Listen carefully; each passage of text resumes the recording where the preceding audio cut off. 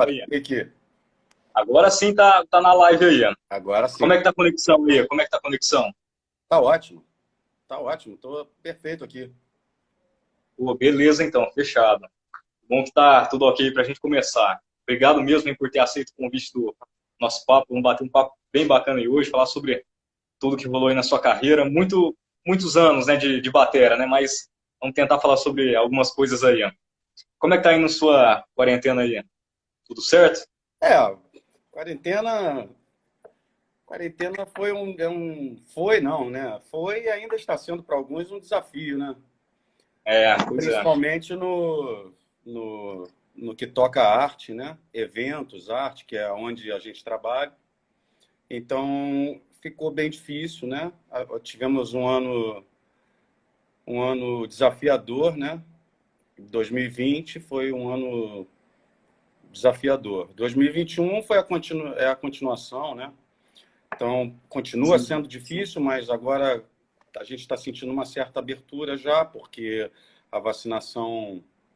Eu moro aqui no Rio, então a vacinação aqui no Rio andou bastante, assim, e então a gente já está começando né, ensaiando uma volta e eu espero que realmente isso seja uma realidade em breve, assim, né? Eu espero que a gente consiga, em 2022, voltar, pelo menos em parte, à nossa vida, né? A nossa vida, assim, de eventos, de música, de shows, de espetáculos, né? Tudo relacionado à cultura, não só à música, né? A gente espera aí. Exatamente. Exatamente, isso aí. Tá falando contigo também, Patrick, pô, me dando essa oportunidade aí de mostrar para teus amigos, para os teus seguidores, um pouco da minha vida, um pouco. Eu acho até curioso, né? Você é um menino tão jovem, se interessar assim por músicos mais velhos, né? De uma outra geração e curtir uma música tão distante, né, da tua geração e tal. Eu acho isso sensacional, cara. Eu acho isso mó barato. Eu fico feliz de participar, pô, com você e entrar um pouquinho no mundo dos jovens. Eu tenho um filho da sua idade, guitarrista também. Bacana. Ele também se Pô, amarra, assim bacana. como você, ele também se amarra né, nessa geração que fez esse rock dos anos 80 e tal. E é uma felicidade, cara, estar aqui. Realmente é um prazer. Obrigado pelo convite. Eu estou bastante feliz também. Pô, show, obrigado pelas palavras aí. Então, vamos aí para nossa entrevista, né? O Marcelo, eu quero saber Vamos lá. primeiro como você chegou no caminho da música, né? Como é que foi esse seu início? É, o meu início foi assim, eu acho que não é muito diferente Na verdade, eu costumo dizer, as pessoas me perguntam, pô, como é que você chegou na música? Eu costumo dizer o seguinte, foi a música que veio. É, A música é um chamado, né? A música é um chamado. Eu, obviamente, eu não sabia que eu queria ser músico, mas eu já tocava bateria e outros instrumentos, violão e tal. Eu já fazia isso desde garoto, sei lá, desde os 7, 8 anos eu já estava interessado em tocar violão. E aí, aos 9 anos, a minha mãe me deu uma bateria e tal. Então, eu sempre fui interessado, sempre gostei de música, muito de música. E na minha família a música é muito presente, na família, na parte da minha mãe. Realmente todo mundo gosta muito de música. A gente sempre ouviu muita música e de tudo. E aí eu segui meu rumo normal, né? Fiz o, enfim, ensino fundamental, fiz o ensino médio. Antigamente não era o Enem, era o vestibular. Prestei o vestibular para arquitetura, que é uma coisa que eu também era muito interessado na época. Eu sempre gostei de arquitetura, de construção, pensar como é que, né, como é que vai estruturar um espaço para as pessoas habitarem, ou então ter uma loja, qualquer tipo de construção que precise de um arquiteto. Eu sempre curti isso, curtia muito desenho. E aí comecei a fazer arquitetura, fui para a faculdade, passei para a UFRJ. E aí, cara, paralelo a isso, eu já estava tocando com algumas pessoas, tipo, tendo as minhas bandinhas, né? No colégio mesmo, ainda antes de ir para a faculdade, eu já tinha minhas bandas e tal. E era a época que o Police estava, assim, estava muito, com muito sucesso e tal, e eu me apaixonei pelo batera do Police, que é o Stuart Copeland, um ícone da batera até hoje, para sempre, né, aliás, como outros ícones que eu também sou amarradão, John Bonham, por exemplo, do Led Zeppelin, eu sou amarradão, o próprio Ringo Starr, eu sou amarradão no Ringo Starr, acho o Ringo um baterista muito criativo, e aí eu já tinha minhas bandas, né, mas era banda para se divertir, para tocar com meus camaradas, com meus amigos e tal, quem tocava, né, um tocava guitarra, outro tocava baixo e eu tocava bateria. Aí, beleza, aí fomos indo. Quando cheguei lá pelo terceiro ano da faculdade, um amigo meu virou para mim e falou assim: Pô, Marcelinho, eu tô tocando com o Celso Blues Boy, que era não sei se você já ouviu, ele é o maior nome, né, um ícone do blues nacional dos anos 80. O Os Celso, maiores guitarristas do Brasil, sem um dúvidas. dos maiores guitarristas do Brasil, eu não tenho a menor dúvida. Pois Trabalhei com é. o Celso, e era amigo do Celso e tal, e ele realmente era um dos maiores guitarristas do Brasil, com certeza. Então, esse meu amigo tocava com o Celso, Renato Massa, um outro grande batera, tocou com Ed Mota, Fagner, toca hoje em dia com Marcos Valle, que é um ícone internacional da bossa nova no mundo. Ele vai muito para o Japão, Dinamarca, Europa, o tempo inteiro, Espanha, Portugal. Ele viaja muito. E aí, enfim, aí ele falou, cara, eu vou tocar com o Fagner. O Fagner estava estourado também na época e tal, fazendo muito show. Aí ele falou, pô, cara, você não quer me substituir lá no Celso, ir lá para ver qual é e tal? Eu falei, pô, mas isso aí, como é que é a massa? Aí ele falou, cara, você vai viajar, vai fazer show, vai estar aí na estrada e tal. Aí eu cocei a cabeça, aí falei, pô, mas e a minha faculdade, caramba, como é que eu vou fazer? Eu falei, cara, vou levar a faculdade paralelo, todo mundo faz faculdade e trabalha normalmente, né? Então, eu vou fazer isso também. E aí, fui lá no Celso, ele gostou de mim, eu era um baterista muito limitado e inexperiente, né, digamos assim. Mas ele curtiu a minha onda, gostou de mim pessoalmente e tal. E na música tem muito disso, né? A gente, às vezes, é um músico não tão com, nem com tantos recursos assim, mas a pessoa, às vezes, o artista, às vezes, gosta de você pessoalmente e gosta da tua energia. E, obviamente, eu acho, né, que eu não era ruim. Ruim eu acho que eu não era. Mas eu confesso que eu sou bastante autocrítico e eu sei que eu era limitado, eu era jovem, né? Muito jovem e não tinha experiência nenhuma de estrada, não tinha tocado com ninguém. Ele era o primeiro artista que eu tinha tocado, que eu ia tocar. Mas aí eu fui. E aí fui tocando, né? A gente tinha realmente eram muitos shows. Eu não esperava que fosse uma demanda tão grande de shows. Eu não esperava realmente. E aí eu tive que optar. Chegou uma hora que, por isso que eu digo que é a música que escolhe a gente.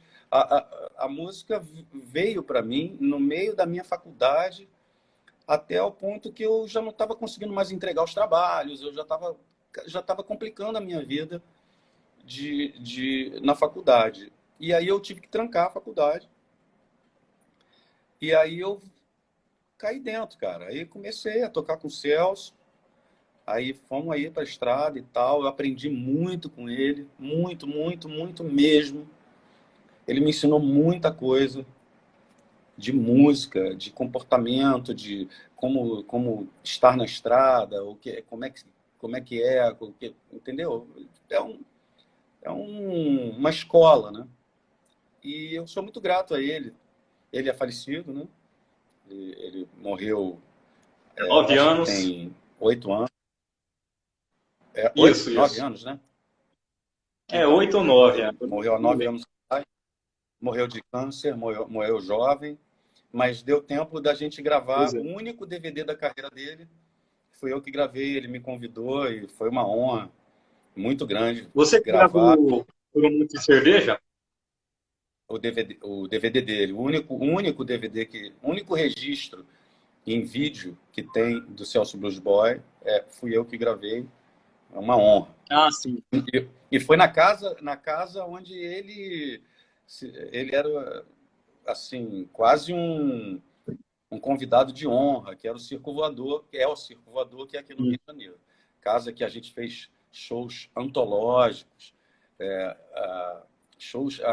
O Circo Voador hoje em dia tem uma infraestrutura mais legal, mas no final dos anos 80, que foi onde eu entrei, 88, 87, 88, ele não. Cara, o Circo Voador era uma estrutura de tubos e tal. O Celso chegou a botar 6.000 pessoas lá dentro. Foi uma loucura.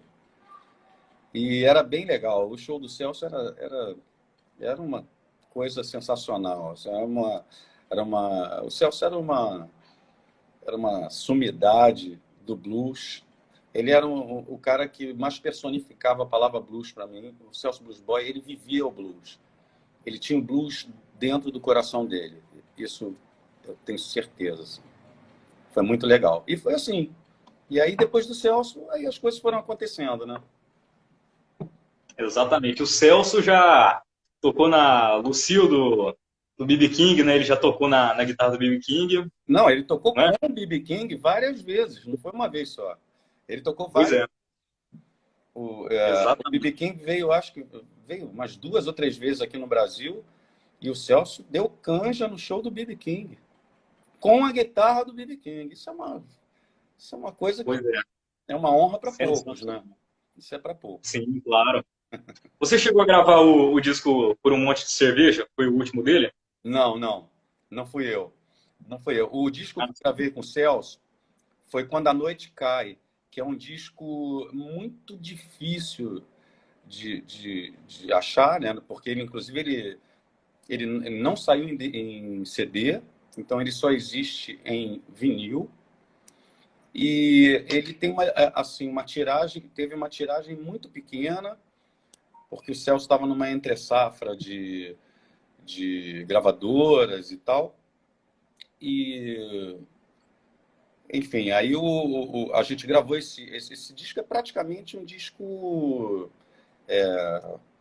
como se diz, independente, né? Ele foi um disco bancado pelo Celso e tal. Chama Quando a Noite Cai. É muito bonito o disco. Tem composições maravilhosas, performances de guitarra maravilhosas do Celso.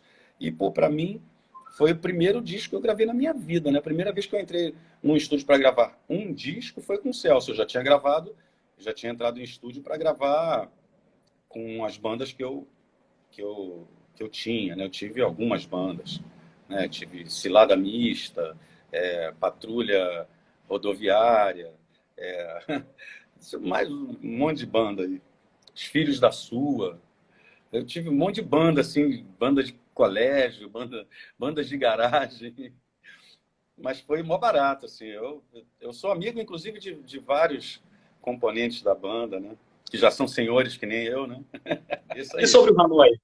Como é que você Pois chegou é. no Hanoi? Então, o Hanoi tem uma história muito engraçada, cara, porque enquanto eu estava no Celso, eu tenho um amigo, um grande amigo meu chamado Serginho Vulcanes. O Serginho Vulcanes, Seu Vulcânio. Ele Serginho estava aqui na Vulcanes, segunda-feira. sim, Serginho Vulcanes, ele era meu amigo, cara. Eu gostava, essas coisas assim, cara. Ele gostava de mim, eu gostava dele, a gente era amigo. A gente não se via muito e nem se falava muito, porque não tinha celular naquela época. Mas a gente se encontrava e tal, e quando a gente se encontrava era legal e tal. E ele gostava de mim. Então, ele já tinha me visto tocar e tal, gostava da minha onda e tal. E ele entrou pro Hanoi, não sei. Ele já me contou como é que ele entrou pro Hanoi, eu não me lembro mais como é que ele entrou. Eu sei que ele estava no Hanoi e... Não, ele não estava no Hanoi, desculpa. Ele ainda não estava no Hanoi. Mas, Ah, sim. mas quem estava era o Afonsinho. E aí, o batera do Hanoi era o Pena. O primeiro batera do Hanoi era o Pena. O Pena, ele tocou no Erva Doce, e aí tocou no Hanoi, mas o Pena era um cara muito doido. E aí o Arnaldo falou, não, pô, não dá mais para tocar com o Pena e tal, o Pena saiu. E aí eu não sei por que cargas d'água, o meu nome apareceu para o Hanoi, para o Arnaldo e tal. E aí eu liguei, alguém falou, Marcelinho, o Arnaldo quer falar com você, tal. Mas aí eu falei, mas quem é Arnaldo? Da banda Hanoi, Hanoi. Eu falei, mas quem é Hanoi, Hanoi? Eu disse, pô, Não cara, conhecia. pô, totalmente demais. Totalmente demais, claro, sim, tá. Aí eu falei, pô, mas o cara, pô, ele tá precisando de um batera e, pô, teu nome chegou até ele e tal, liga para ele. Aí liguei. Aí eu falei, Arnaldo, aqui é Marcelo e tal. Tudo bem? Tudo bem, tudo bem. Eu ainda não era Marcelinho, era só Marcelo. Aí ele falou, não, estou precisando de um baterista. Tem show esse fim de semana e tal. E aí ele falou, pô, vamos marcar um ensaio. Você ouve as músicas do Hanoi e tal? Eu, mas como? Ele, não, passa, tem uma fita cassete aqui, você passa lá no estúdio e pega. Aí passei no estúdio, peguei, fui para casa, estudei as músicas. Aí ele falou, a gente vai ensaiar com a banda no dia quarta-feira. O show era no fim de semana. Aí, tá bom. Aí apareci lá, né? Jovenzinho, totalmente inexperiente. Ainda, né? Mesmo tocando com o Celso, eu ainda era inexperiente e tal. Aí fui e aí só tava, aí apareceu o Arnaldo, completamente com pressa, assim. Não, vamos lá, vamos lá. Ó, a primeira música, não sei o que lá. Eu fiquei meio atordoado.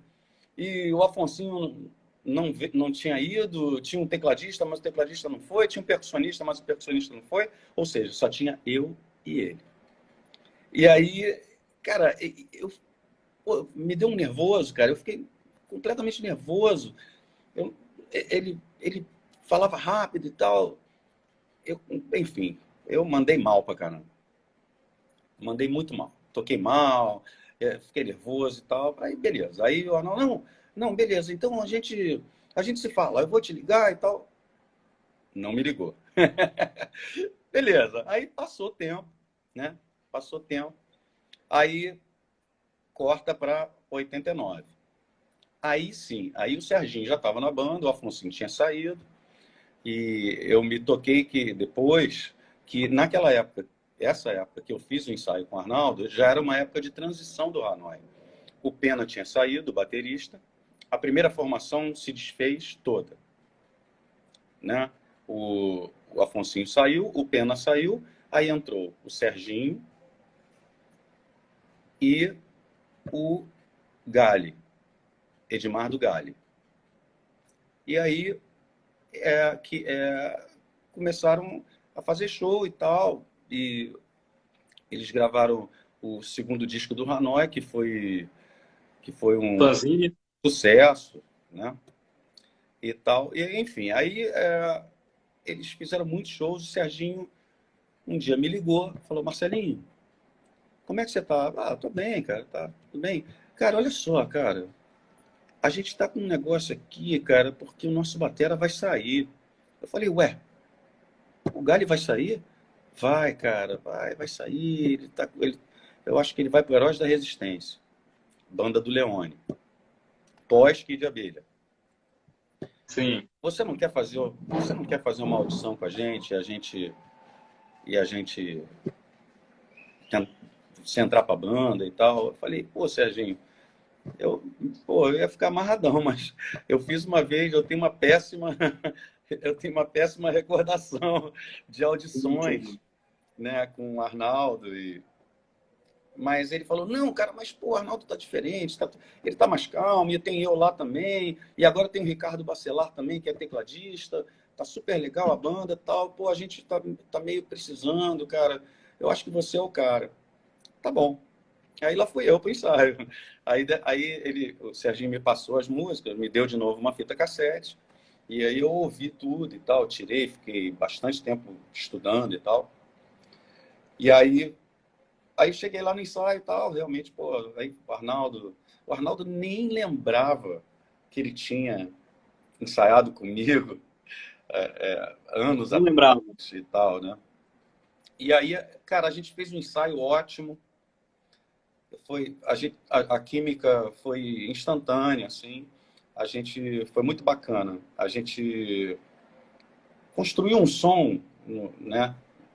Assim, no primeiro contato, né? No primeiro contato pessoal, por exemplo, que eu tive com o Arnaldo e com o Ricardinho. Eu, não foi primeiro com o Arnaldo, mas assim, eu costumo dizer que aquela não contou, né? E aí o Serginho, É, que além de um guitarrista espetacular, é um grande amigo. E foi ele me levou para o Hanoi, né? Foi o Serginho que me levou para o Hanoi. E aí foi, cara, foi sensacional. E aí eu não só entrei para a banda e assim fico feliz de ter escrito essas páginas aí na história do Hanoi, mas eu ganhei uma família, né? Uma outra família, que é a família Hanoi, que são meus irmãos, são meus amigos e irmãos para a vida inteira, todos eles. O Serginho, o Arnaldo e o Ricardo. A gente, a gente ficou de 89 a 98, quando a gente deu um tempo da banda, mas a banda não acabou. A banda não acabou, a gente só deu um tempo. As pessoas estavam com projetos pessoais e tal, alguns projetos pessoais, a gente deu um tempo na banda e tal. E aí o o Ricardo, Arnaldo fala que era férias de 20 anos, o Arnaldo falou. o quê? O Arnaldo Que falou o essa quê? pausa foi uma férias de 20 anos, ele falou. É, pois é.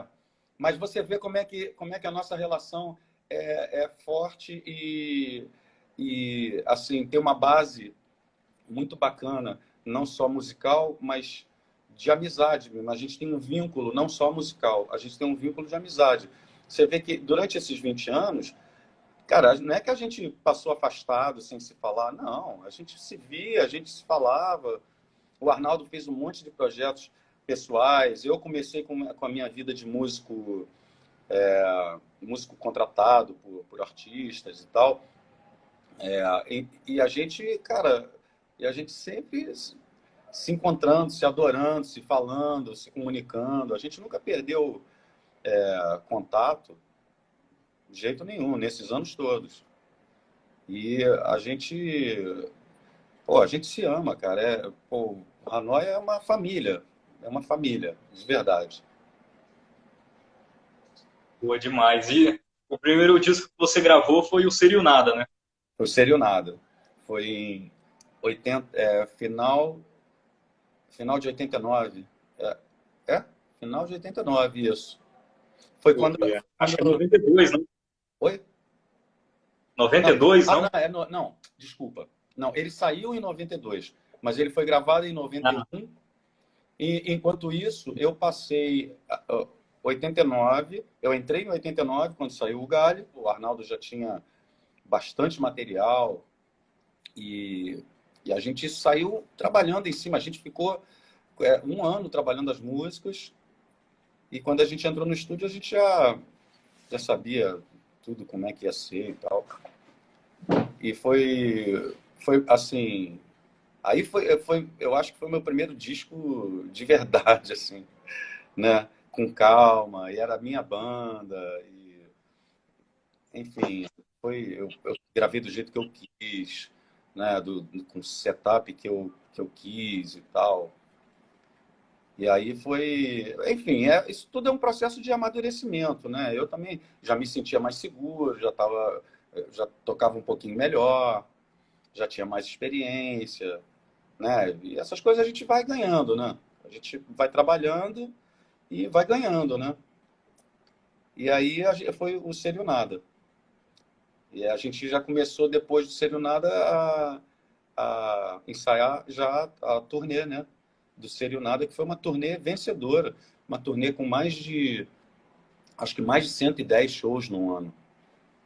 Uma turnê vencedora. A gente fez muito show com o Sério Nada. Inclusive o Rock in Rio, né? Inclusive, Isso aí. Agora vamos falar sobre esse evento, né? Como é que foi o Rock in Rio de 91? desculpa. O Rock in Rio de 91 é uma coisa muito curiosa. Ele pegou a gente muito de surpresa, porque Que era para ser o Barão, né? a gente tocou no lugar do Barão, que era a primeira atração do dia, né? E era do dia mesmo, Isso. porque começava de dia, né? Final da tarde, no verão do Rio de Janeiro, no Maracanã, que era o segundo palco do Rock in Rio, porque o primeiro palco foi lá no histórico, lá, na Barra da Tijuca, né? Que foi o Rock in Rio, o primeiro Rock in Rio, né? Com todas aquelas atrações, Queen, Yes, AC/DC, James Taylor, enfim. E o segundo, eles tiveram um problema lá na Barra, qualquer, com a prefeitura, e aí alocaram o Maracanã para o evento, né? Para o segundo Rock in Rio. E aí o Barão seria a primeira atração. Só que o dia era o dia mais... Era o dia do rock and roll. Pô, o Guns N' Roses estava no auge da, da fama, do sucesso. E o Guns N' Roses era a atração do dia, desse dia. E era um dia 20, se eu não me engano, e as atrações eram assim, primeiro era Barão, Titãs, aí vinha Billy Idol, aí tinha Robert Plant, do Led Zeppelin, e fechava com Guns N' Roses. Esse era o line-up. Só que o Robert Plant, bem antes do festival, disse que, antes 2 meses, 3 meses, falou que não vinha mais. Alegou, acho, problemas de saúde e tal, não veio. Então, no lugar do Robert Plant, eles colocaram Faith No More, aquela banda do Mike Patton, né? Do Faith No More, que era uma banda nova, era uma banda que ninguém conhecia direito. Tal. Então ficou Barão abrindo, Titãs em segundo lugar, depois vinha Faith No More, Billy Idol e Guns N' Roses. Só que começou uma discussão. Naquela época ainda tinha assim, uma diferença grande de produção das bandas gringas e das bandas nacionais. As bandas nacionais não tinham direito a nada, praticamente. Elas tinham que tocar na frente do equipamento das bandas internacionais, porque os caras não queriam mexer em nada deles. Então a gente tocava num espaço bem espremido, assim, da beira do palco, na frente do equipamento dos outros. E a gente não tinha direito a passar som, a fazer o sound check. E isso desagradou muito o Frejá, que era o líder, né, do Barão. E o Frejá falou, sem passagem de som a gente não toca. E aí, cara, não tinha passagem de som. Aí o Barão virou e falou, então tchau, não vamos tocar. E aí a produção do Rock in Rio ficou maluca. Falou, pô, caramba, quem que a gente vai botar agora? Aí procuraram vários artistas, mas os artistas já estavam com as agendas, com outros compromissos e tal. E aí chegaram até o Hanoi.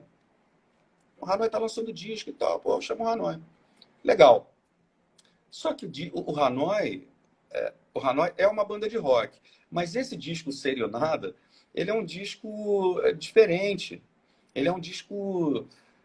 Tem, tem faixas, tem um dance, tem um funk, tem umas músicas muito loucas que não tem assim, não tem nada, digamos assim, não teria nada a ver com o line-up do dia, que era só rock pesado, né? Pô, Billy Idol, Faith No More, Guns N' Roses, o próprio Titãs, né? Que estava numa fase bem pesada. E aí a gente aceitou, claro, né, cara? Pô, imagina, a gente vai tocar no Rock in Rio, vamos fazer história, vamos embora. E a gente tocou. Os shows começavam às 5 da tarde. Às 5 da tarde, fora do palco, estava 40 graus no Rio de Janeiro. No palco, estava quase 50.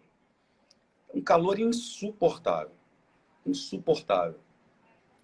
E a gente conseguiu dar uma passadinha no som, assim, mas muito rápido, assim, só um line check, e fomos para a guerra. Cara, quando a gente começou o show, cara, foi uma chuva de lata, de copo, xixi, Nossa, caramba. sanduíche, tudo que as pessoas tinham na mão jogaram na gente. Foi assim, não foi nada divertido no momento, né? Hoje é engraçado, assim, mas na hora a gente ficou meio assustado, né?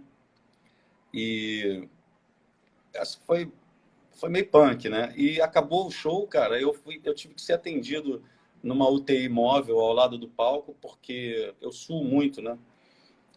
Sempre suei muito, desde sempre. E aí eu desidratei, e aí eu precisei ser atendido, precisei, sei lá, tomar soro, e sei lá, nem me lembro mais o que aconteceu, oxigênio. E aí, mas depois eu fiquei bem e tal.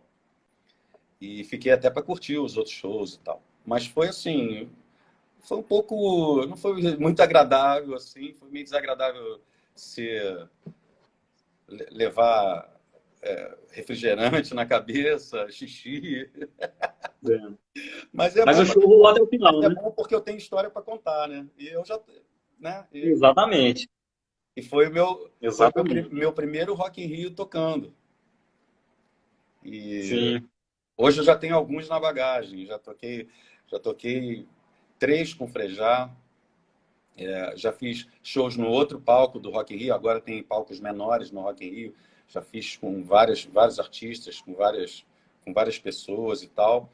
Já tenho uma certa bagagem de Rock in Rio. Mas, pô, o primeiro a gente nunca esquece, né? E esse foi Exatamente. especialmente complicado. Mas o show durou até o final, né? Oi?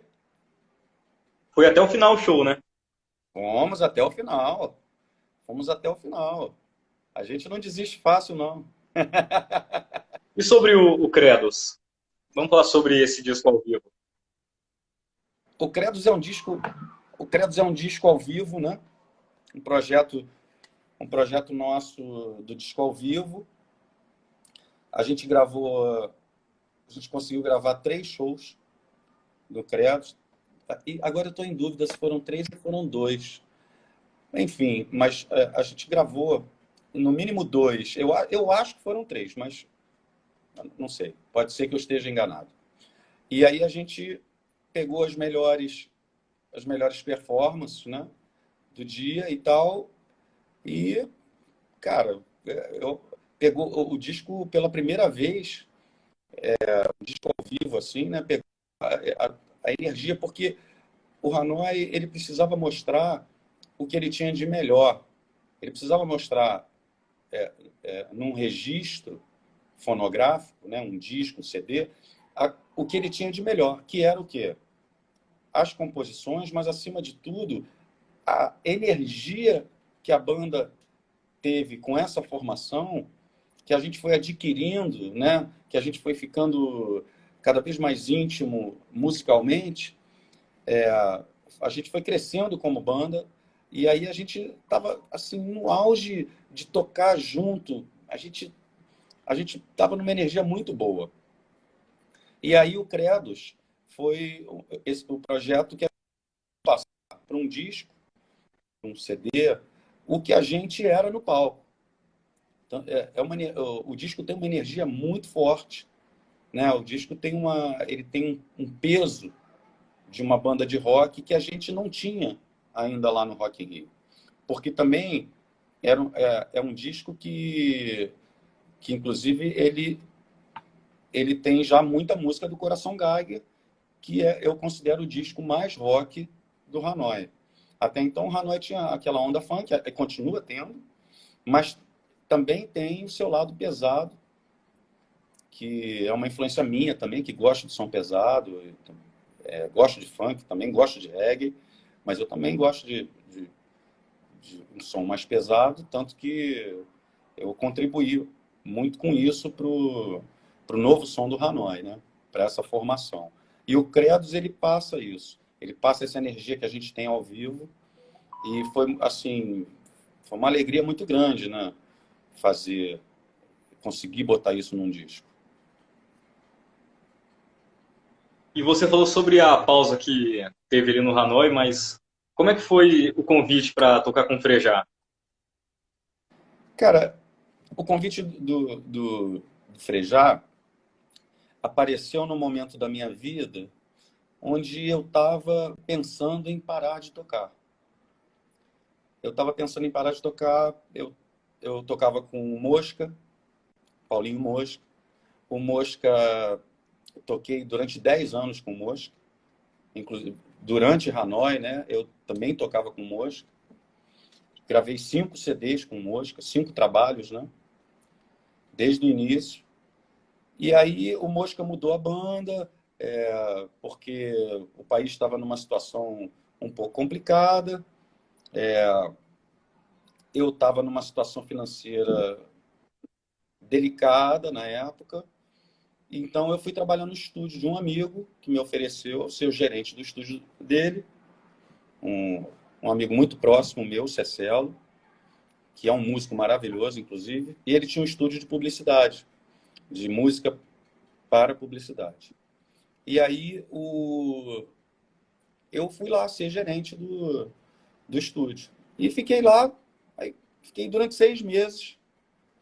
Aí, um belo dia, eu recebo uma ligação. Eu nem sabia que o Frejá estava gravando um, um disco solo, eu não sabia que ele ia dar um tempo do Barão, eu não sabia de nada disso. Mas eu sempre fui amigo do Frejá.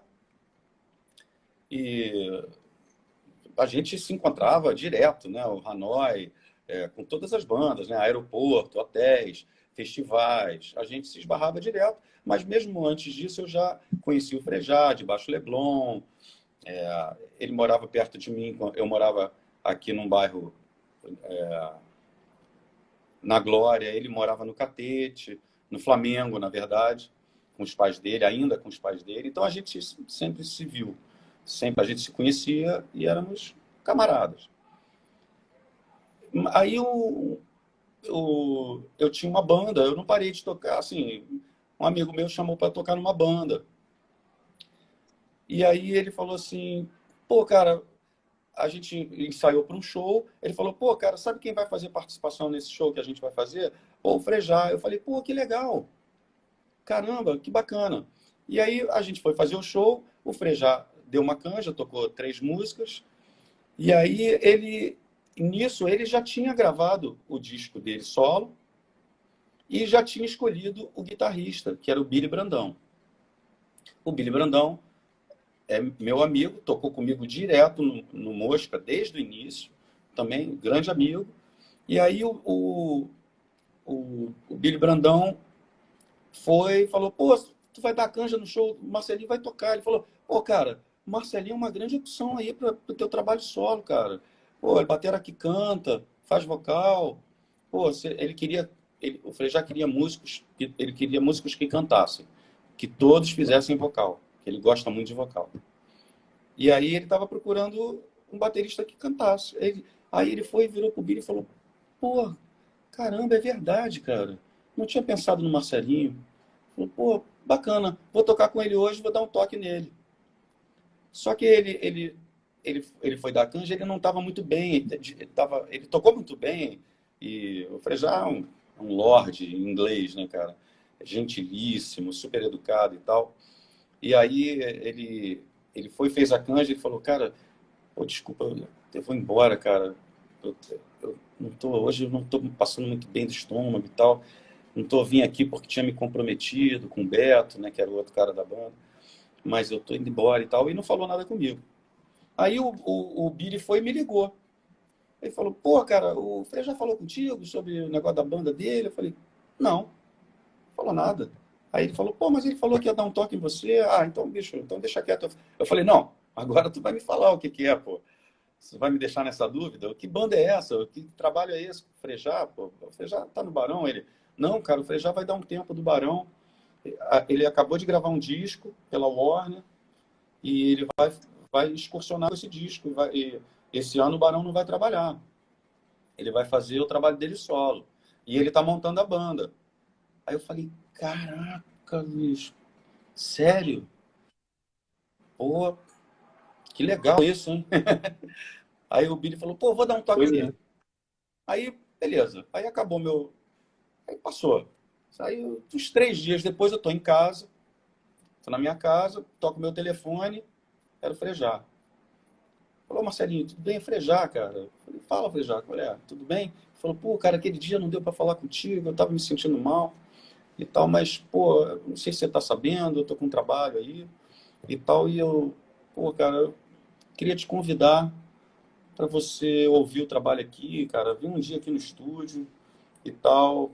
Aí, beleza. Aí combinei com ele, fui no estúdio dele, ouvi o disco, adorei o disco. Amor para Recomeçar é muito bom, eu acho muito bom. Eu também É, gosto. eu gosto muito, eu gosto muito. E, e aí ele foi e falou, pois é, cara, eu já escolhi o Billy vai fazer. E o Billy vai tocar guitarra, né? Eu vou tocar violão e guitarra, ele também vai tocar violão em algumas músicas. O Maurício Barros, que é o coprodutor do disco, vai tocar os teclados. E, cara, eu tô escolhendo o batera e o baixista. Ele falou, cara, por mim, o batera é você. Depende de você. O Billy falou que você tá aí de gerente do estúdio de Cecelo, que também é amigo do Frejá e tal. Ele falou, pô, eu não quero atrapalhar nada. Eu falei, não, eu não consigo chamar ele de Frejá, eu só chamo de Roberto. Aí eu falei, não, Roberto, cara, eu tô lá no Cecelo, o Cecelo, na verdade, tá me dando uma força, porque eu tô num período, cara, que ninguém tava me chamando para nada, eu não tô conseguindo trabalho e tal, preciso pagar as contas e, pô, fui trabalhar no estúdio. Aí ele, ah, tá, não, eu não sabia e tal. Ele falou, ó, cara, mas eu pretendo fazer muito show e pretendo ir para a estrada mesmo e fazer essa turnê bacana para firmar meu nome aí como na carreira solo. Falei, cara, então não precisa mais procurar batera não, sou eu mesmo. Aí ele pô, cara, tão bem-vindo a bordo, super feliz. E lá se vão 20 anos. Lá se vão 20 Pois anos, é, né? isso aí. 20 anos. Vamos fazer, vamos fazer 20 anos de trabalho de Frejá. Nesse ínterim eu fiz muita coisa também, né? Porque o Frejá também voltou com o Barão para gravar alguns trabalhos e tal, antes de sair definitivamente há 3 anos atrás. E, e aí eu trabalhei, fiz Dani Carlos, pô, fiz um monte de coisa. Mas foi importante para mim porque eu voltei ao mercado. Eu estava fora do mercado, não sei o que aconteceu. Talvez eu mesmo tenha seja o culpado disso. Talvez eu não tenha me vendido o meu trabalho da forma correta e acabei ficando esquecido, né? O mercado é assim, né? Se você desaparece um pouco, você é rapidamente esquecido e substituído, né? E você tem que sempre se manter trabalhando para as pessoas verem o que você está fazendo, as pessoas estarem em contato com o teu trabalho, né? O trabalho de músico é muito isso. Você tem que estar sempre mostrando que você está na ativa e que você... E mostrando o teu trabalho, né? O teu talento, o que você tem para mostrar, né? Dentro da música. Seja como compositor, como guitarrista, enfim, vocalista, o que você, a função que você tiver. Mas você tem que estar sempre se renovando. Talvez tenha sido culpa minha lá atrás de não ter me renovado, né? E aí eu tive que optar pelo trabalho que me foi oferecido na época e tal. Porque nenhum tipo de trabalho é vergonhoso para ninguém, né? Vergonhoso é você não Pois é. pagar. Mas graças a Exatamente. Deus, tudo certo. E aí eu embarquei nessa com o Frejá. Tem sido uma viagem linda, né? Estamos aí, né? Parados há 1 ano e 8 meses. Mas voltamos agora no festival do Rock Brasil 40 anos, onde eu estive também com Hanoi e onde eu estive também com Jorge Israel, do Kid Abelha. Então, estamos aí. Vamos ver. É o que eu disse no início aí, né? Na introdução, quando a gente começou o papo.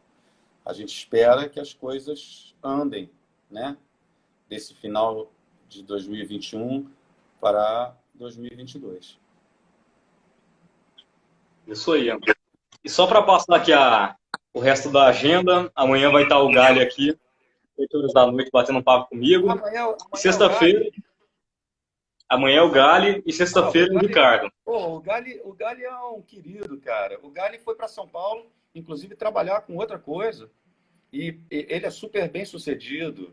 É, além de ser um batera sensacional. Pô, o Gali fez Sim, um trabalho maravilhoso no Hanoi e fez um trabalho maravilhoso no Heróis da Resistência. Eu fui ver uma vez o show do Hanoi com o Gali. O show que eu passei a tocar depois, eu fui ver no Teatro Ipanema, aqui no Rio. Eu saí do Teatro Ipanema muito impressionado, não só com o show do Hanoi, como, em especial, o Gali, porque eu não o conhecia tocando, nunca tinha visto ele tocar, e eu nunca tinha visto um show do Hanoi. Então foi a primeira vez que eu vi o show do Hanoi e o Gali. Eu saí de lá muito impressionado, assim. Ele tocou muito, ele tocou pra caraca. E o show foi sensacional, o show do Hanoi. Porque eles já estavam na estrada já há um tempão, então eles estavam muito afiados. E aí eu fui depois no camarim, falei com os caras e, pô, aquele dia foi difícil até dormir, cara, porque, pô, foi um showzaço. Ah, que legal, Gali. Pô, não esquece de dizer que o Marcelinho da Costa mandou um abraço para ele. beleza. Amanhã é o Galho e sexta-feira o Ricardo, para fechar a semana Hanoi, Ricardo, né? sei lá, grande Ricardo. Isso aí. E sobre essa volta do Hanoi Hanoi? Acho que foi em 2015, a volta da formação clássica. Era para comemorar os 30 anos, né? Na verdade, a gente Sim, comemorou, né? A gente gravou e tal, só que não saiu até hoje. E PPD, né? pô, por questões financeiras e também a pandemia não ajudou. A gente estava programado para lançar ano passado, só que a pandemia atrasou os planos todos, né? E, enfim, mas também a culpa não é só da pandemia, não. A gente é enrolado mesmo. A gente vai ficando mais velho, vai ficando mais exigente, e aí a gente quer que o som seja aquela mixagem foda, a gente quer a melhor imagem. Então cara, esse tempo todo a gente não está parado, não. A gente está trabalhando. Uhum. Pois Já é. passaram por várias mixagens, passaram por várias edições de imagem, até chegar ao resultado final. E aí agora a gente está, tipo, finalizando mesmo. E para poder botar aí para as pessoas verem. Pô, show maravilhoso também, cara. Eu quero muito que as pessoas assistam.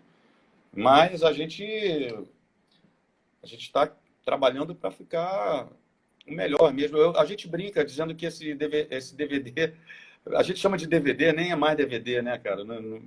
Não tem mais, DVD não existe mais. Né?